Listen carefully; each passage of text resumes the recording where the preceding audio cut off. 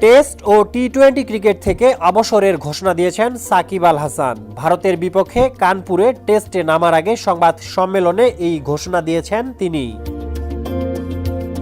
তবে ভারতের বিপক্ষে কানপুর টেস্ট নয়, আগামী অক্টোবরে দক্ষিণ আফ্রিকার বিপক্ষে ঘরের মাঠে টেস্ট খেলে সাদা পোশাক তুলে রাখবেন সাকিব। ক্যারিয়ারের সর্বশেষ টি-20 খেলে ফেলেছেন টি-20 বিশ্বকাপেই। কানপুরে ভারতের বিপক্ষে দ্বিতীয় টেস্টের আগে আনুষ্ঠানিকভাবে অবসরের এই ঘোষণা দেন বাংলাদেশের এই তারকা অলরাউন্ডার। অবসরের কথা জানিয়ে সাকিব প্রেস কনফারেন্সে বলেন, আমার মনে হয় টি-20তে আমি আমার শেষ ম্যাচ খেলে ফেলেছি। মিরপুর টেস্টে দক্ষিণ আফ্রিকার বিপক্ষে খেলতে পারলে সেটি হবে আমার শেষ টেস্ট।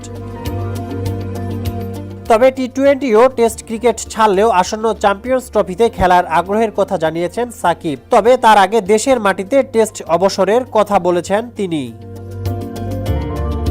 প্রেস কনফারেন্সে তিনি